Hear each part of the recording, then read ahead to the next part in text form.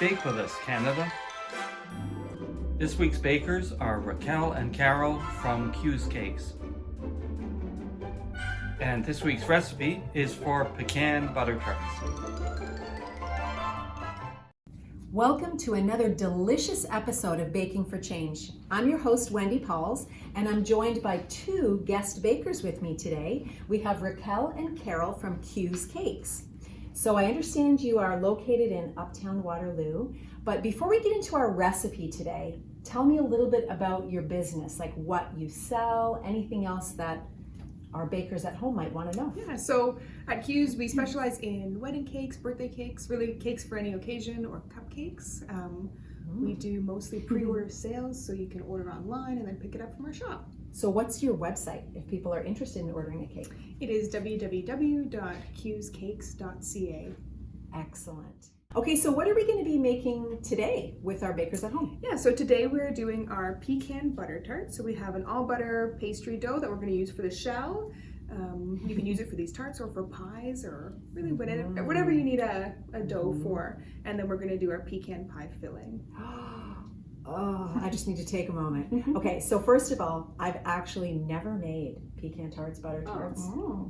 So I'm really excited about this experience. I love the idea too of a butter pastry. And this pastry is really great for even a savory, like a quiche dough. Yeah, it's delicious. Ooh, yeah. Okay. Well, I'm eager to get started because I'm eager for the tasting part at the end, which everybody knows by now is my favorite part of the show. Meeting you is great, but I do love the tasting part. Okay, so start walking us through, the ingredients and what the first step is. If you're baking with us at home, have your ingredients ready and then follow along the process with us. Sounds good. So what have we got? So to start, we are going to do our dough. So in our bowl here, we have 750 grams of all-purpose flour. Okay. And then we're adding in our salt. And how much salt? So that was 10 grams. Okay. And pretty much we just want to mix this all together. So wash your hands, and then mixing this by hand is the easiest way to do it. This comes up often with our bakers, getting their hands in there. Yeah. And then next up is adding our butter. So this is just 1 pound of, we use salted butter. Okay. You can use unsalted butter if that's what you have at home, but you just want to add a little bit of extra salt to it to balance it out. Got it. And is this has been sitting out, this is room temp? It is room temp. Okay. So we just break it into chunks up a little bit. Yeah. Oh man, get in there. Who needs Play-Doh, when you can bake with your hands? This is great. There we go. Perfect. I'll get it in. So I sort of coat the butter a little bit. So what are we trying to achieve, with the butter? What are we looking for? Yeah, so we want to create sheets of butter that are coated in flour. So when you're mixing, if you think about putting some butter in your hands and sliding your hands together, that's going to create lots of thin sheets of butter, which is how you get a really flaky dough. If you mix too much, then you could end up with a tough dough or more of a crumbly dough. But for this one, we want flaky. So you want nice big sheets of butter. So once you get to some larger chunks, then we want to add in our water. So I've got 1 cup of cold water here. So I just took tap water, popped it in the fridge to chill it. Okay, for about how long? Till it's cold. Till it's cold. Maybe 20 minutes. You could also pop an ice cube in if you want to go faster as well. Okay, I like shortcuts. Yeah. Sometimes you're in it and you're like, oh no, I forgot to chill the water. Yeah. Ice cubes can save you there. So we're going to start by adding just about half of that to get that mixed in. Depending on the temperature of your room, the temperature of the butter, the temperature of the water. Of your hands. Yeah, you may or may not need all the water, or maybe you need a little bit more. So you want to start with less and then add more if you need it. Makes sense, because you can't take the water out. No. Exactly. Yeah. And now I'm just sort of folding it in and getting the water incorporated. So while you're mixing, how long have you guys been in business? So Q's has been open since 2016. So we are coming up to... Yeah, is this year 8? Years? Yeah. All right. And were you both bakers beforehand? Did you always love baking? Yeah, I think both of us since kids. Yeah. And do you still bake at home, when it's your job, or are you enough baking? No. No? No baking. No. No baking at If home. we're hosting dinner, we always assign baking to somebody else. Yeah. See, I would imagine that, yeah. But we appreciate that you bake for, those of us like me. That My like family eating always it. complains that You I bake a a little little bit bit more, that I never bake at home. Yes. And then, but do your friends and family feel pressure though? Like if I was having you or we were doing dinner and you're making me bake, I'm like, but they're professional. They're going to be like judging my baking. I always say, like, I just love food, so I don't So care. you're not No, critiquing. not at you're all. just enjoying. Not at all. Anything we don't have to prepare always tastes It's good. delicious. That's Yeah. true. That's true. I've always said that about salads and sandwiches. If somebody else makes it for you, it's really good. Absolutely. Yeah, that's a good There, point. I think we're pretty well mixed. Okay, so it's still looking like Shaggy. Yeah, Yeah. great word. I like that. Shaggy. All right. So once we have shaggy dough, then what are we doing? So now we're going to let the dough rest a little bit. We'll put it in the fridge. We'll let it rest. As you can see, if you press down and it kind of pops back up, Yeah. that means we need to let the gluten rest a little bit. And so by chilling it in the Yeah. fridge, it'll let the gluten relax. Ah. So if you're ever rolling dough at home, this goes for like sugar cookie dough, pie dough, Yeah. and you find that it's springing back, Mhm. you roll it out and it springs back, and it's really I've annoying. had that. Yeah. It means your gluten is overdeveloped. So you need to put it in the fridge and let it chill, and then the chilling will let the gluten relax. Mhm. So usually about 20-30 minutes is enough time. And then when you go back to roll it, it should stay where you roll it to and then help it from springing back like that. I am always learning things on this show. And notice that the word like chill, relax, you're literally chilling. Exactly. Amazing. Okay, do we cover it to put it in the Yes. fridge? Yeah, Like you don't. saran, Yeah, something just like plastic that? wrap, Okay, just so you don't great. get a dry skin on the top. Okay, perfect. Sounds good.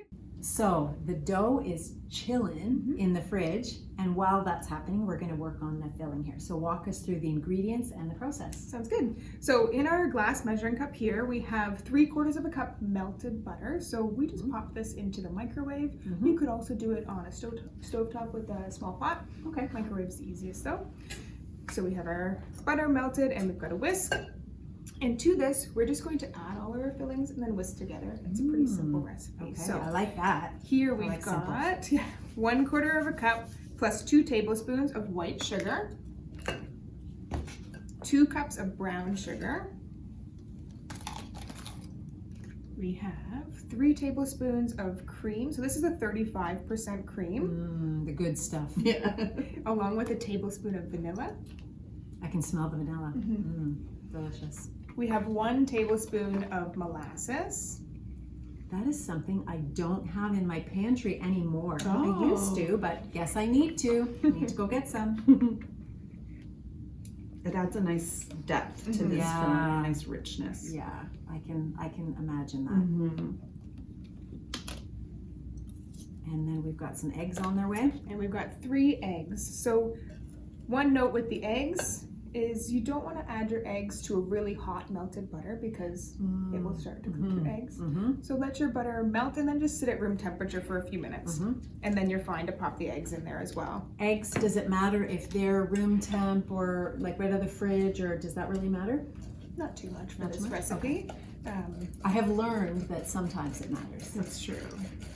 And all we're gonna do here is whisk it all together until it's nice and smooth and evenly mixed. This. And I'm already dreaming about what this is going to taste like. Okay, so I think I overheard you guys talking about this recipe being a little bit of a famous recipe. It is. Yes? Okay, so do tell, because, our bakers at home don't realize they're getting a sneak peek at this, like, famous recipe. So why is it famous? Well, we did the Big Bake, and we used this recipe as part of our Big Bake challenge. That's So we exciting. did butter tarts, but we did them as a little hand pie, a pocket pie. So yeah, Yeah, we use the same pie recipe and the same filling recipe, and it helped us win. So just for clarity, the Big Bake was on the Food Network, is that right? yeah. Oh, that's amazing. And when was that? When did that happen? That aired October of 2021. Yes. Fun. It was What a a fun Halloween episode. experience. Yes, it was a lot of fun. Yeah. Yeah. Oh, that's awesome. So I can't wait to, taste this celebrity recipe and judge it for myself. I'm a bit of a connoisseur. So. All right. So what's next? So next up, we need to chop our pecans. These are going to go in our tarts as well. So we have 1 cup of pecans, and we like to leave them fairly chunky. So just a rough chop. Okay. You could do it by hand. You could break them into pieces if you wanted. You could also pop them in a food processor. Yeah. But it's not too many, so it's pretty easy to just chop them up. Now, when sometimes butter tarts don't have nuts, sometimes they do. Is the filling the same, or does the filling change? Yeah, good question. So if we are going to do these without nuts, we do it the exact same, just leave the nuts out. And what about for the raisin fans out there? You could do raisins as well. I'm not a raisin fan, so we don't do them. Yeah. But if you wanted to do raisins, just replace the So that would pecans. just substitute. Oh, Exactly. See, we're learning all the things. Okay. This is going to be the best option. Yes, it is. So our filling ingredients are all ready. So now we're going to grab our pie dough out of the fridge and then start rolling our shells for our tarts. Perfect. Goodie Goodie is a non-profit bakery offering training and jobs for refugee youth. Hi, it's Stephen at Goodie Goodie, and that was Wendy Pauls, the host of the Baking for Change show. We're getting ready to launch our first ever pop-up bakery, and we could really use your help. We want to earn our way, not just accept donations. So 100% of the profit from our bakery sales and 100% of your donation goes towards paying our young refugee staff. Everyone at Goodie Goodie is a volunteer, and we don't pay for things like rent or advertising, so our administration costs are almost zero, which makes us a pretty good choice when deciding who you want to support. There's a donation link right on our website, as well as in the description section of this video. And the more you donate, the more refugee kids we can bring into our program. For more information, visit goodiegoodie.ca. We have our chilled dough, and what do we do now? So now we want to roll it out and make our shells. Nice. I prefer to work with not this much at a time, so we just cut it in half, and we'll do half now, and then we can roll the other half after. It's just easier Just to a work preference with. thing. Yeah, exactly. Rather than rolling out a huge piece of dough. Yeah. So we always want to make sure that we dust our tabletop with a little bit of flour, just a light coating, just to make sure your dough doesn't stick. That would not be good to try and get that off. A little bit on the top as well. And then any other tips and tricks about rolling? Make It sure can be intimidating. it can be. I like to do a few rolls and then spin it. This will help keep our dough nice and round, especially if you're making a pie with it. But it also makes sure that we know it's not stuck anywhere. Yeah. So you'll see every couple of rolls, I'm going to stop and turn my piece of dough and make sure there's enough flour underneath. And you can also notice that there's nice chunks of butter in there still, Oh, yes. which is going to make the pastry nice and flaky. Yes. And do you typically use a wooden rolling pin? I prefer a non-stick rolling pin. So the one we have is actually made for rolling fondant. So it's just a really long non-stick rolling pin. It doesn't have handles, and you just roll it by that hand. kind of long tube thing. Yeah, Okay. exactly. But they all work. Really personal preference. Sure. Yeah. Wine bottle. you know. Yep. Oh yeah. In a pinch, In a pinch. There you I've go. done that. And how do you know when we've reached the right thickness? So about 1/4 of an inch is what we're looking for.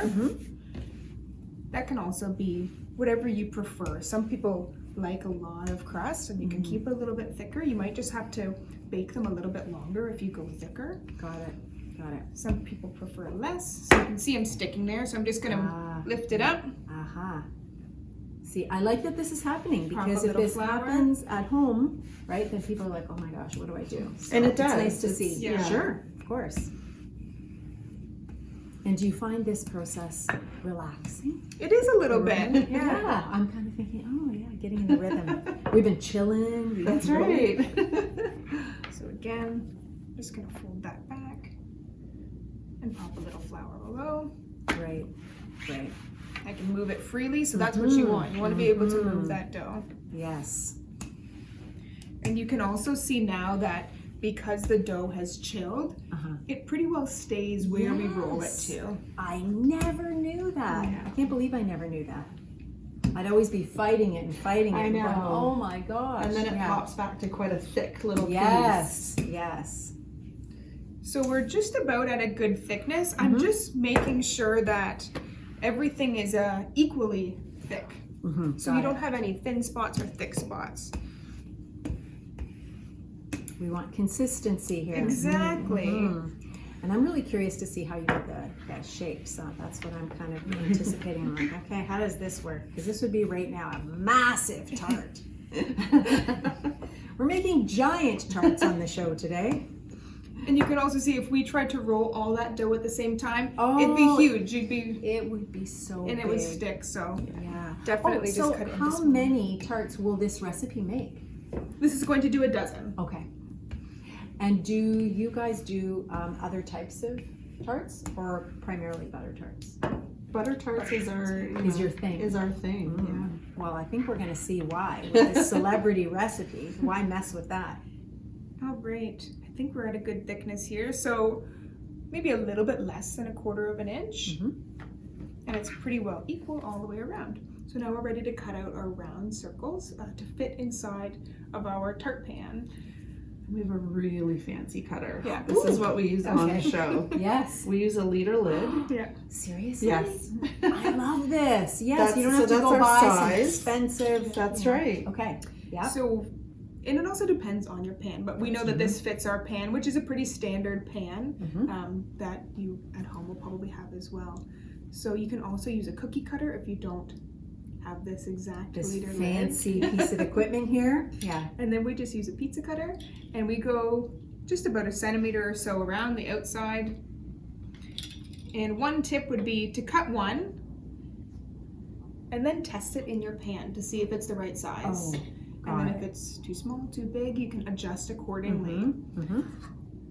Before we put it in a pan though, we want to spray it or coat the inside with something non-stick. So we can use Pam and give it a spray.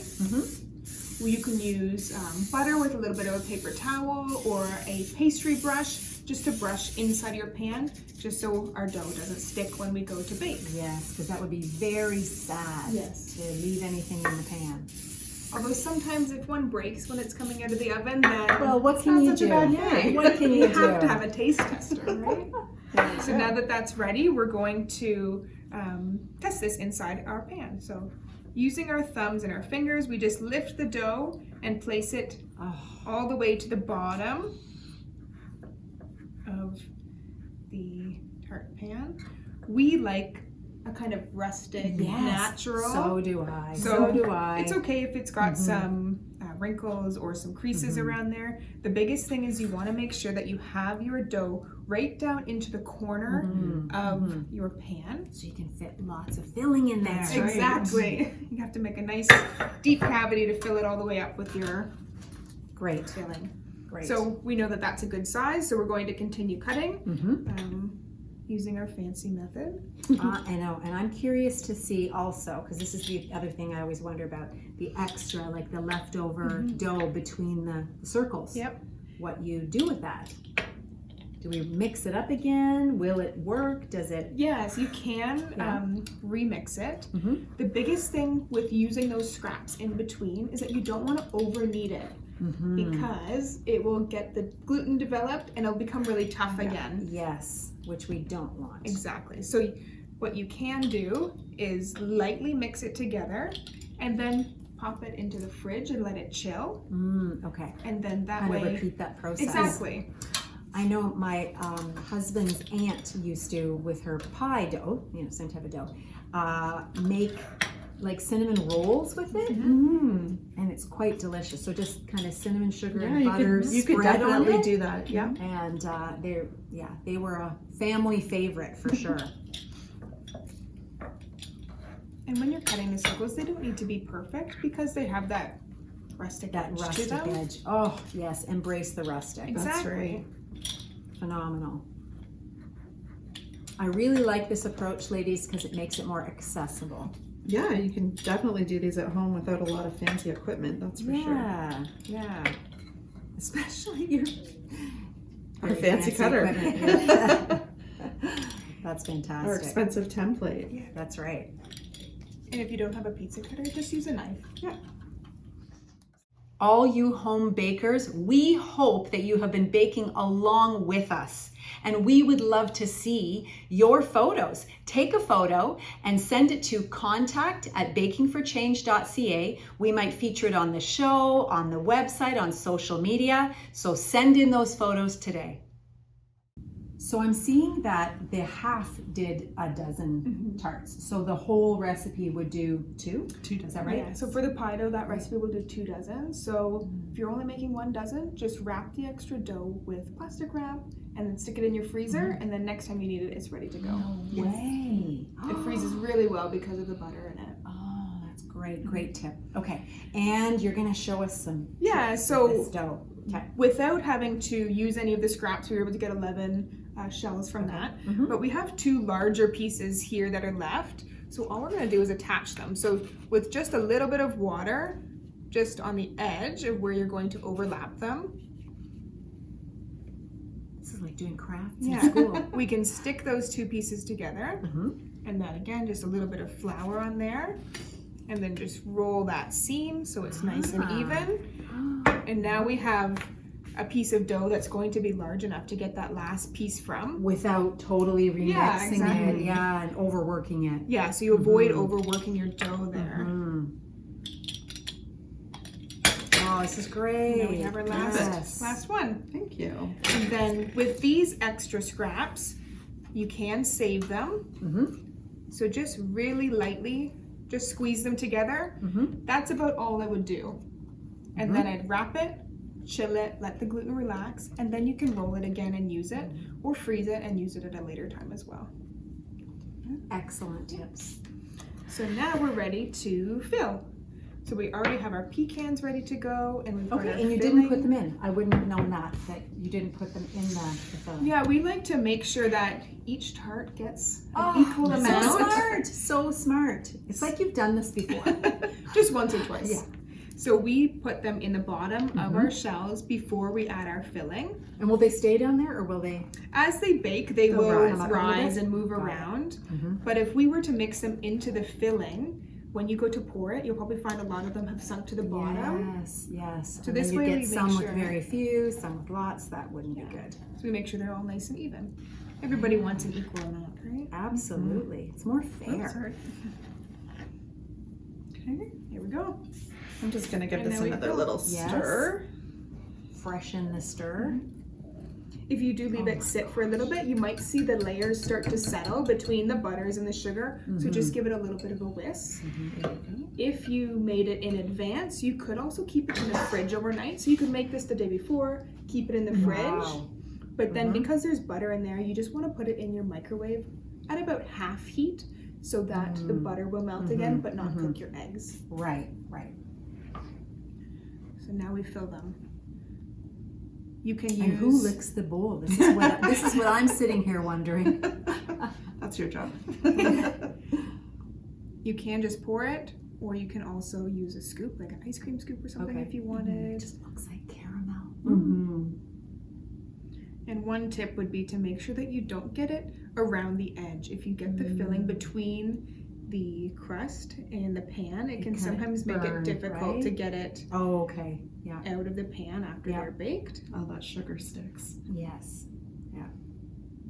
Oh my gosh, they're so pretty.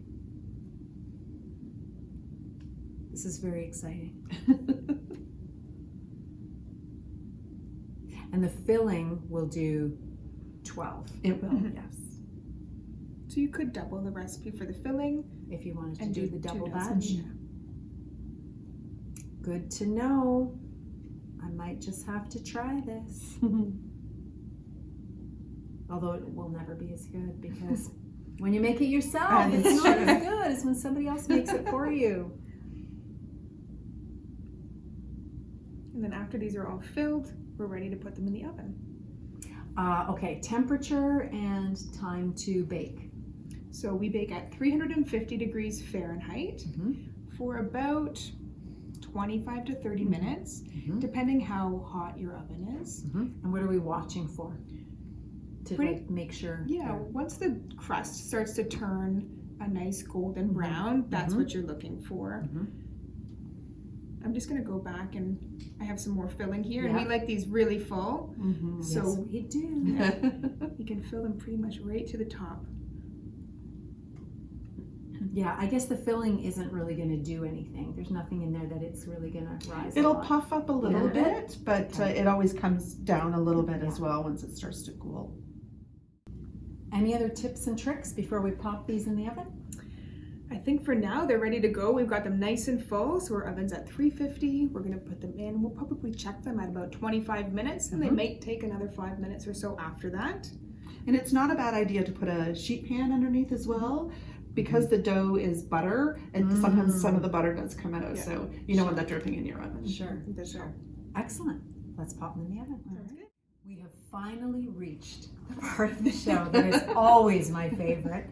The tasting part. Of course. Yes. So tell us, what have we got here? So our tarts are finished. These have come out of the oven and they've cooled now. And you can see they've got a nice golden brown crust all the way around, which is what you're looking for to see when they're finished.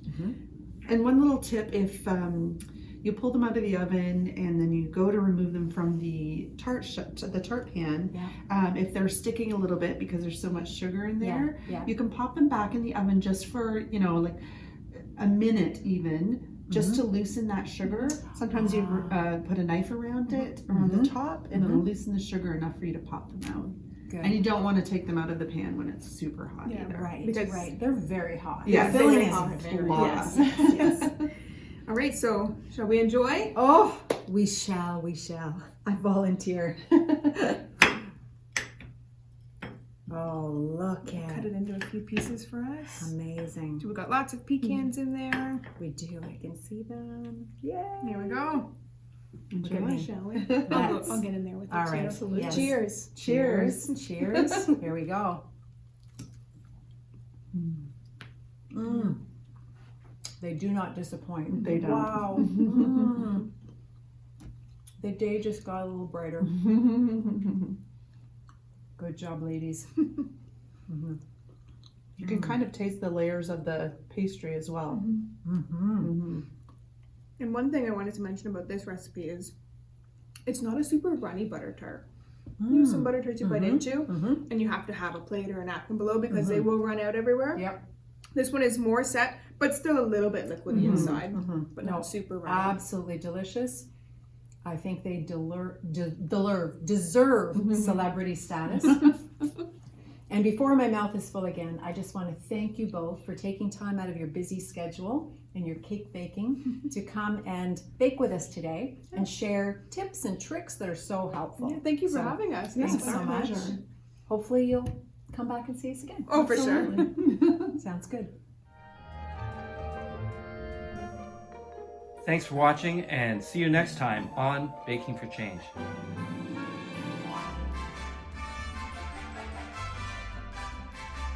Special thanks to Wendy Pauls and Raquel and Carol from Q's Cakes, Red Path Sugar, Danby Appliances, and Community Christian Reformed Church.